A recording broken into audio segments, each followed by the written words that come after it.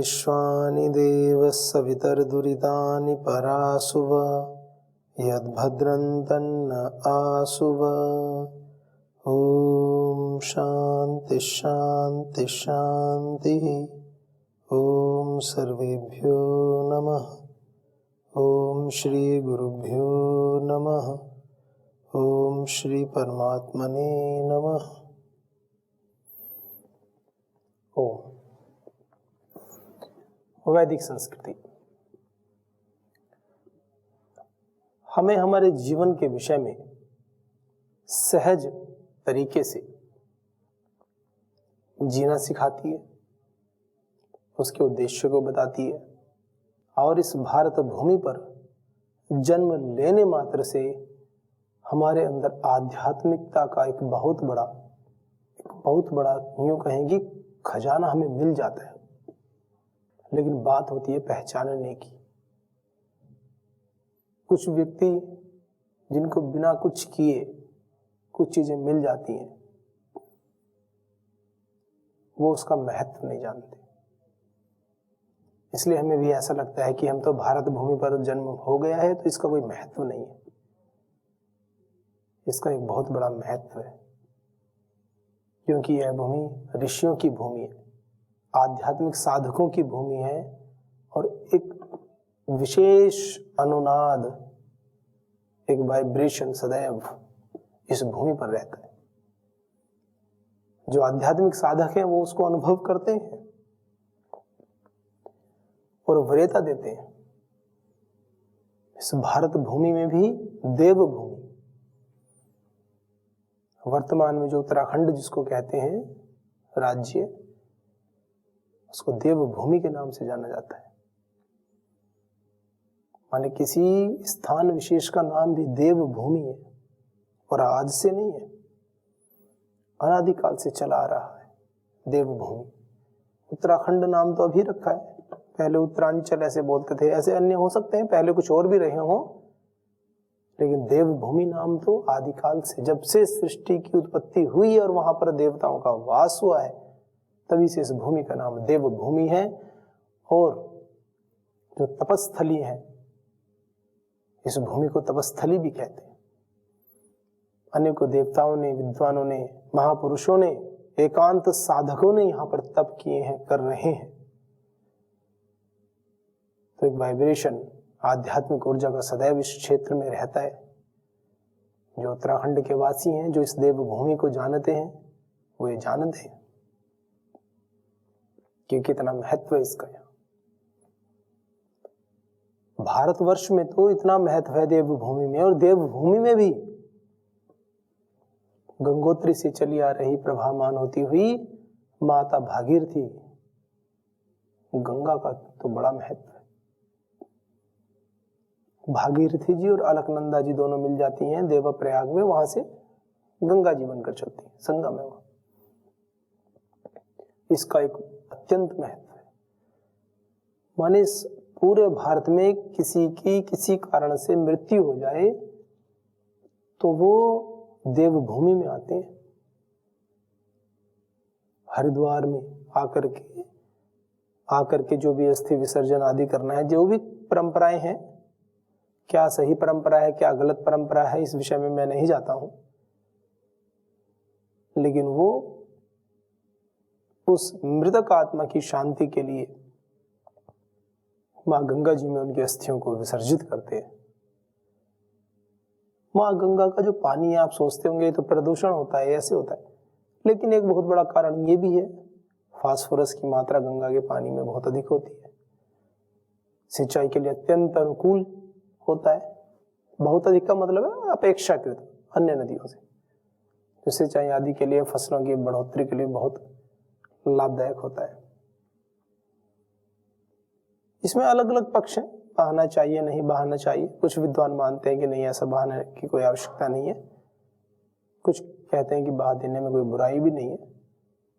तो जहां तक प्रदूषण का विषय है, उस दृष्टिकोण को ध्यान में रखते हुए वर्तमान में जैसी परिस्थितियां हैं, क्योंकि जिस समय परंपराएं चली होंगी उस समय आबादी भी बहुत कम होगी, जनसंख्या। इस समय तो जनसंख्या का कार्यक्रम इतना तगड़ा है, एक पक्ष में तो जमीनें भी कम पड़ती जा रही हैं, कुछ परंपराएं ऐसी हैं, हमारे ऋषियों ने ऐसी परंपराएं स्थापित की हैं कि आप एक विशेष स्थान पर ही सभी का अंतिम संस्कार कर सकते हो, कितने व्यक्ति क्यों ना हो।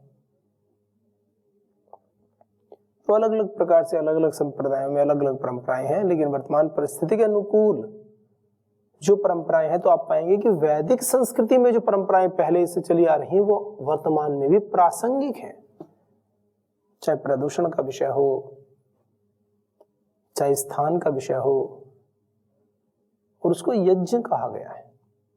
अंतिम संस्कार को भी एक संस्कार कहा गया है। जैसे नामकरण संस्कार होता है, जैसे विवाह संस्कार होता है, जैसे समावर्तन संस्कार होता है, विद्यारंभ संस्कार होते हैं छात्रों के, इसी प्रकार से अंतिम संस्कार, मृत्यु के बाद जो यज्ञ होता है उसको भी अंतिम संस्कार कहा गया है।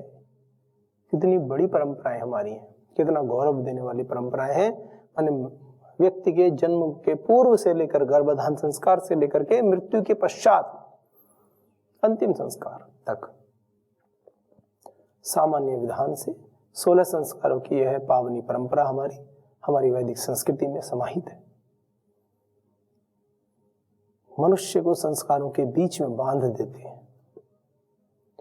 बस बात ये आती है, जब संस्कारों के बीच में बांध देते हैं तो फिर भी ये सब इधर उधर के कार्यक्रम क्यों करते हैं कुछ लोग, क्यों ये गलत कार्यों की ओर प्रवृत्त होते हैं। तो बात ये आती है कि हमारे भी अपने संस्कार कार्य करते हैं। एक तो ये तो सामाजिक संस्कार हो गए, समूह सामाजिक संस्कार जो इस भारत भूमि पर हैं वो तो प्रभावित करते ही हैं कहीं ना कहीं, किसी न किसी अंश में हम सभी को। जो प्रभावित होना चाहता उसको बहुत अधिक करते हैं, जो नहीं भी होना चाहता उसको भी कुछ हद तक तो करते ही हैं। लेकिन एक होते हैं हमारे अपने संस्कार, जो हम उसको इतना बढ़ा लेते हैं, अपने अभ्यासों को इतना खराब कर लेते हैं, तो फिर हमें उनका इफेक्ट ही नहीं होता। जैसे कि 2 बच्चे हैं, एक तो अपने परिवार में अपने गुरुजनों की, माता पिता की, अपने बड़ों की, सभी की बातें मानता है, और एक दूसरा छात्र है जो किसी की भी नहीं सुनता है। तो एक दिन ऐसा आता है कि जो मानता है उसको तो लोग बताते हैं, उसको तो समझाते हैं, उसको तो गाइडेंस देते भी हैं, लेकिन जो मानता ही नहीं है, जिसने हजारों बार अपने बड़ों का तिरस्कार किया है, उनकी बातों को नहीं माना है, तो बड़े फिर उसको बताना ही बंद कर देते हैं, कुछ बोलना बंद कर देते हैं, कुछ ऐसे बोलते हैं ग्रामीण भाषा में थोड़ा सा कि इसकी चिड़िया छोड़ दी हमने, तो मतलब अब हम इसको कुछ नहीं कहेंगे, अब ये अच्छा करे तो बुरा करे तो ये जाने, इसके कर्म और ये जाने, अपने जब ठोकर लगेंगी तो सीख लेगा, ऐसे मतलब छोड़ देते हैं फिर। तो ये जो बातें हैं, तो हमें दूसरे वाले पक्ष में नहीं जाना चाहिए, हमें हमेशा पहले पक्ष में ही रहना चाहिए। अपने गुरुजनों की, अपने बड़ों की, जो भी महापुरुष हैं उनकी बातों को मानना चाहिए।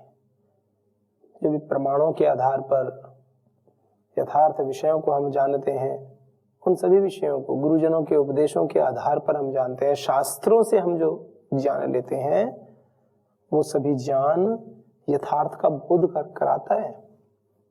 बस इतना है, यथार्थ का बोध हमें हो जाए तो उसको अनुभव में भी ले आए, उससे हमारी प्रीति बढ़ती है, हमारा विश्वास बढ़ जाता है, हमारे अंदर एक आत्मविश्वास डेवलप हो जाता है, और हमें फिर अन्य विषयों की ओर भी रुचि उत्पन्न होने लगती है। हम सहजता से मान करके और जान करके आगे प्रगति के पथ पर आगे बढ़ने लगते हैं, एक एक सोपान हम आगे बढ़ते चले जाते हैं। योग दर्शन में तो ईश्वर प्राप्ति के विषय में, समाधि स्थिति के विषय में, कि कैसे वहां तक पहुंचे, कैसे हम अपर वैराग्य से पर वैराग्य और उसके बाद में अंततः परमात्मा को प्राप्त करें समाधि के माध्यम से, तो उस विषय में भी बहुत सारे समाधान दिए हैं। ईश्वर प्रणिधानाद्वा तज्जपस्तदर्थ भावनम प्रच्छर्दन विधारणाभ्याम वा प्राणस्य, ऐसे अलग अलग बताए, कई उपाय बताए उसमें। तो उसमें भी कई उपाय बताते बताते एक में तो ये भी कहा उन्होंने कि भाई ये जो है, हम जो अदृष्ट सत्यों की ओर जाते हैं ना, कि ईश्वर दिखता तो नहीं आंखों से ऐसे, जैसे हम आपको देख रहे हैं या अन्य विषयों को देखते हैं, पदार्थों को देखते हैं, पुस्तक को देखते हैं, गिलास को देखते हैं, तो ऐसे तो नहीं दिखता है सामने फिजिकल फॉर्म में खड़े हुए बैठे हुए। तो कहा जो ये अदृष्ट विषय हैं, मन है, इंद्रियां हैं, सूक्ष्म विषय हैं, अत्यंत सूक्ष्म विषय हैं जो नहीं दिखते हैं, तो जब भगवान भी पराविद्या अदृष्ट विषय है, अन्य और उनके साथ साथ भी तो बहुत सारी चीजें हैं जो अदृश्य हैं। तो कहा कि योग साधक को किसी न किसी एक भाग का, एक अंश का, बहुत सारे सत्यों का अनुभव तो जब हो किसी भी एक विशेष अदृश्य सत्य का अपनी साधना से, अपने योगांगों के अनुष्ठान से, एकाग्रता से चिंतन करते हुए, योगाभ्यास करते हुए, श्रेष्ठ व्रतों का, विद्या का, योग का अभ्यास करते हुए किसी एक अंश का तो हम साक्षात्कार कर पाए अपने आप।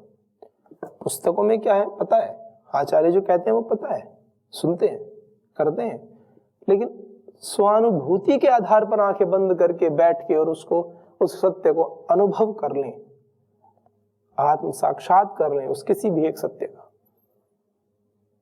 उससे क्या होगा, जब उस अदृष्ट सत्य का हम अनुभव कर लेते हैं तो हमारी श्रद्धा बढ़ जाती है, हमारी रुचि बढ़ जाती है, हमारी स्पीड बढ़ जाती है प्रभु से मिलन की, हमारा विश्वास अत्यंत दृढ़तम हो जाता है, और फिर हम अन्य अदृष्ट सत्यों की ओर भी और अंततः उस परमपिता परमात्मा की ओर भी निर्बाध गति से बिना किसी संशय के आगे बढ़ते चले जाते हैं। और जैसे जैसे हम आगे बढ़ते जाते हैं तो अनेक अदृष्ट सत्य हमारे सामने प्रत्यक्ष होते चले जाते हैं और धीरे धीरे उत्तरोत्तर हमारी प्रगति होती चली जाती है, हम आध्यात्मिकता के शिखर आरोहण पर पहुंच जाते हैं। ऐसा कुछ प्रोसेस है। मूल में करने पर बात आ जाती है, अंततः करेगा कौन, हम करेंगे। एक वो नारा लगाते हैं ना कभी कभी, स्वतंत्रता दिवस पर, गणतंत्र दिवस पर, देश की रक्षा कौन करेगा, हम करेंगे, हम करेंगे। तो ये भी कुछ वैसे काम कह रहे हैं कि उस भगवान के पथ पे चलना है, उन अदृष्ट सत्यों को हमें समझना है, जानना है, साधना करनी है, तो हमें करना पड़ेगा, हम करेंगे, माने करने से होगा। सुनकर, बोलकर, पढ़कर इतना तो हो सकता है कि आप उस विषय में प्रवृत्त हो और लगातार एक रुचि बनी रहे। कभी कभी क्या होता है ना, मन में निराशाएं आ जाती है, तो इसलिए कभी कभी सत्संगति रोज हो तो बड़ी अच्छी बात है। अब तो देश ने काफी उन्नति की ही है, आप घर पे बैठ के टीवी के माध्यम से अच्छी अच्छी चीजों को देख सकते हो, ना हो तो मोबाइल में देख सकते हो। ये भी एक बड़ी क्रांति है, वो छोटी क्रांति है।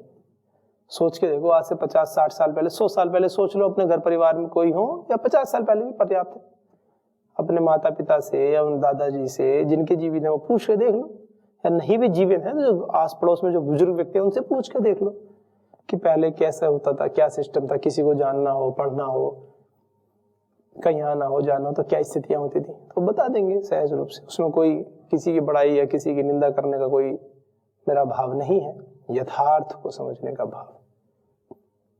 तो आपको पता चल जाएगा कि उस समय में और इस समय में कितना अंतर है।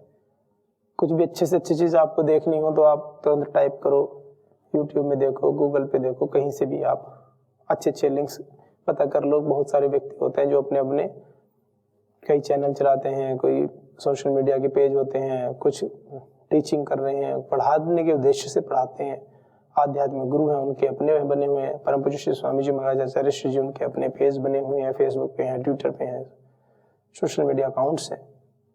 आयुर्वेद के विषय में, रोगों के विषय में, जीवन समाधान के विषय में कितना भरा पड़ा है। बात होती है करने की, अंततः फिर वही बात आ जाती है।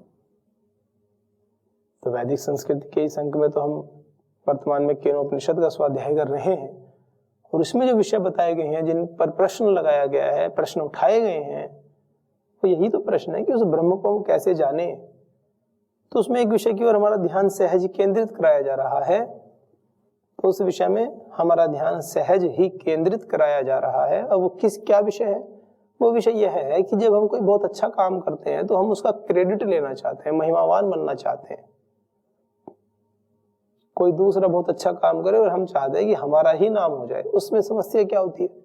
उसमें समस्या ये होती है, ये व्यक्ति के मन में अहंकार उत्पन्न हो जाता है, और अहंकार उत्पन्न हो गया तो समझो उसका नाश हो जाता है, क्योंकि ये आसुरी संपद में आता है, दैवीय संपद में नहीं आता।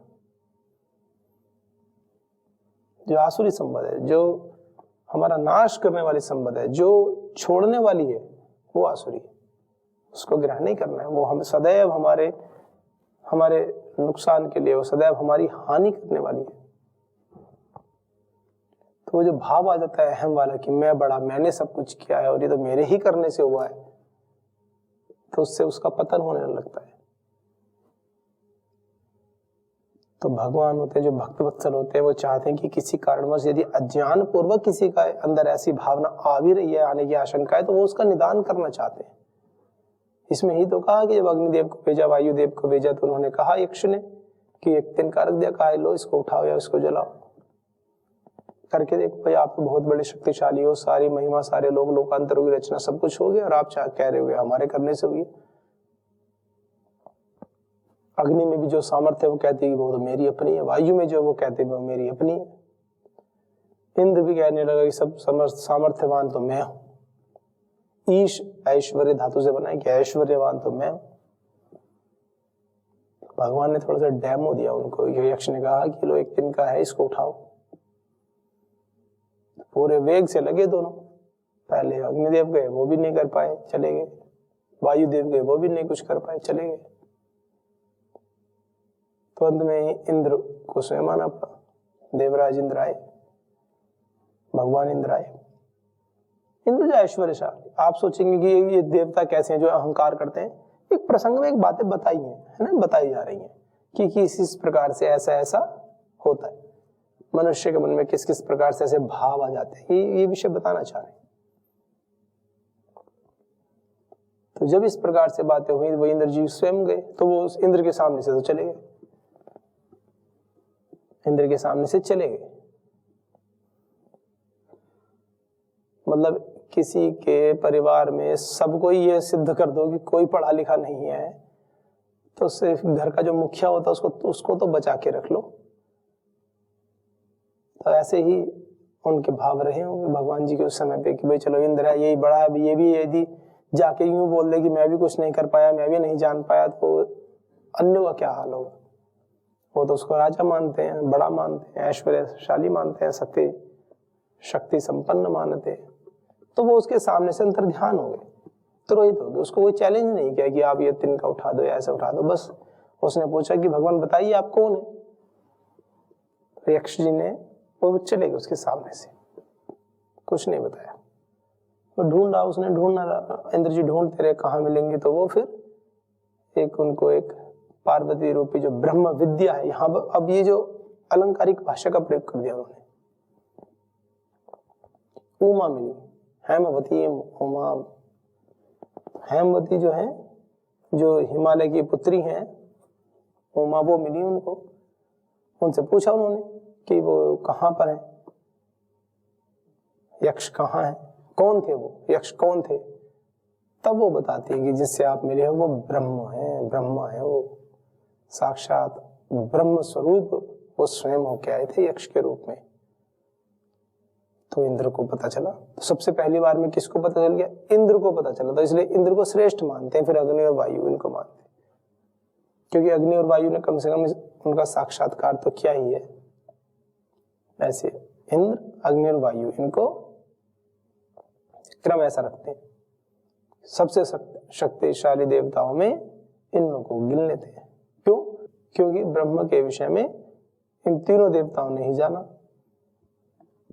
इंद्र ने तो साक्षात देखा, वे अंतर ध्यान हो गए, फिर पता किया, फिर ब्रह्म विद्या रूपी जो पार्वती जी थी वो आई, उन्होंने बताया उनको कि ये ही ब्रह्म है। अन्य को इंद्र जी ने बताया कि वो जो यक्ष थे वो ब्रह्म ही थे। तो उनको ही पता चला, क्योंकि मिलकर तो वो भी आए थे, उनसे बात तो उन्होंने भी की थी। तो उन दोनों ने भी देखा और भगवान इंद्र ने भी देखा। तो इंद्र जी को वैल्यू थोड़ी अधिक दी गई वहां पे, फिर उनको बड़ा माना गया, क्योंकि पहली बार इस विषय को जाना तो उन्होंने चाहे किसी भी माध्यम से जाना। अब कुछ कहते हैं ब्रह्म विद्या रूपी जो उमा है, जो हिमालय की पुत्री हैं, वो आई, तो ब्रह्म विद्या रूपी, तो ब्रह्म विद्या, तो फिर इसका तो यह तात्पर्य है कि इंद्र ने फिर तपस्या की, ब्रह्म की उपासना की, विद्या की उपासना की, उसके पश्चात उनको यह बोध हुआ, ये ज्ञान प्राप्त हुआ कि जो आए थे वो भगवान थे। ऐसे भी अर्थ ले सकते हैं। मूल विषय तो यही बताना चाह रहे हैं कि हमें जीवन में अहंकार को स्थान नहीं देना है। और जो भी है यद्यद विभूति मत सत्वम श्रीमद ऊर्जितमेव ऐसे कहते हैं श्रीमद भगवद गीता में, जो जो भी विभूति मत, जितनी भी विभूतियां हैं, मान लीजिए कोई व्यक्ति है, बहुत गुणवान व्यक्ति है, अच्छा भजन भी गाता है, विद्या में भी अच्छा है, देखने में भी अच्छा है, शारीरिक स्ट्रक्चर भी अच्छा है, कोई शरीर में कमी नहीं है, कहीं से कोई अपंगता नहीं, व्यक्ति के पैर ना हो, किसी के हाथ ना हो, क्या कर सकते हो? पूरा जीवन भर उसको लेकर चलना है। तुम तो शरीर से भी ठीक है, शुभ गुणों से युक्त भी है, वाणी भी सौम्य है, माने कोई गुण ऐसा नहीं है जब आप प्रथम दृष्टया देखो तो आपको लगे कि हाँ इनमें कोई कमी है, तो उस व्यक्ति के अंदर तो सहज बात है अहंकार हो ही जाएगा, होना चाहिए। ऐसे देखकर उसको कि भाई देखो ये तो ऐसे करते हैं वैसे करते हैं और हम तो बिल्कुल स्वस्थ हैं, बढ़िया है, अच्छे हैं, हमें तो भगवान जी ने ऐसे बोलते हैं ना कि बड़ा चुन के बनाया, ऐसे कुछ कहते होंगे। हालांकि भगवान तो सभी को ही चुन चुन के बनाया, क्योंकि सारी कृति एक से एक है। ह्यूमन जितने भी क्रिएशन है ये सारी क्या है? यूनिक है, अल्टीमेट है।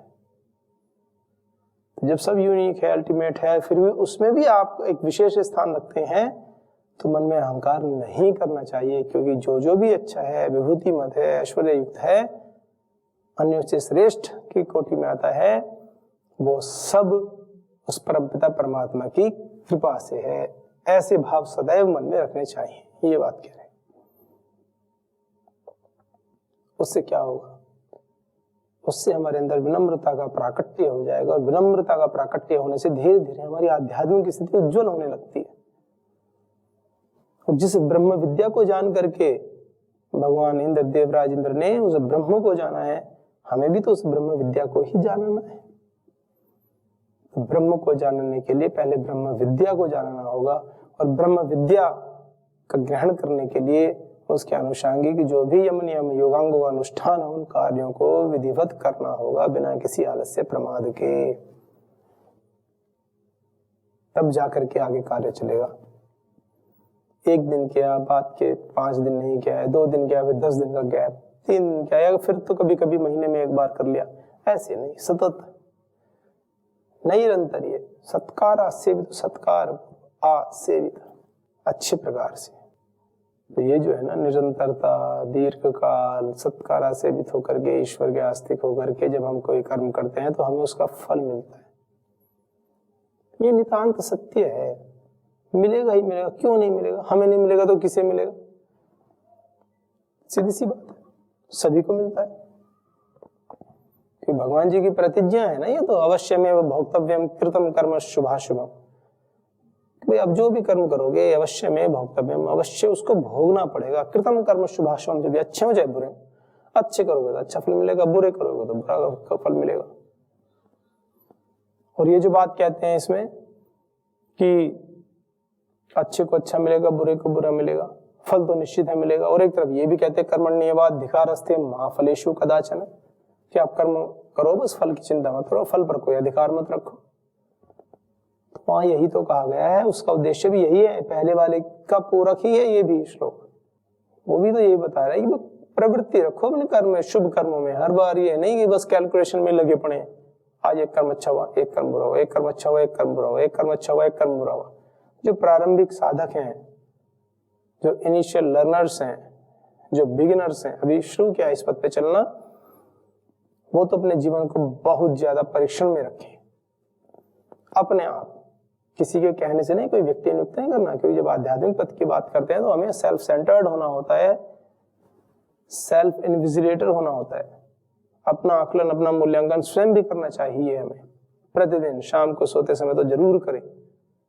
कॉपी में या डायरी में लिख सकते हैं तो अच्छी बात है, ना लिख सकते हैं तो कम से कम मन में एक बार चिंतन तो जरूर करें, नहीं तो अभ्यास बनाएं। डायरी लिखने का तो अभ्यास होना ही चाहिए शाम को। तो हमें वो जब भगवान जी के विषय में ब्रह्म विद्या रूपी जो पार्वती जी प्रकट हुई थी वो मिली थी इंद्र को, उन्होंने बताया फिर अग्नि और वायु को भी पता चला इस विषय में। इंद्र जी ने कहा कि भाई वो जिनसे आप मिले थे यक्ष थे, वो तो भगवान के रूप हैं, तो ये तीनों की महिमा अधिक मानी जाती है ना। तो चलिए आज के लिए इतना ही रहने देते हैं। सभी के जीवन में आनंद की वृद्धि हो, इन शुभ भावों के साथ आज के हमको विराम देते हैं। ओम शांति शांति शांति। ओम श्री गुरुभ्यो नमः। ओम सर्वेभ्यो नमः। ओम श्री परम ऋषिभ्यो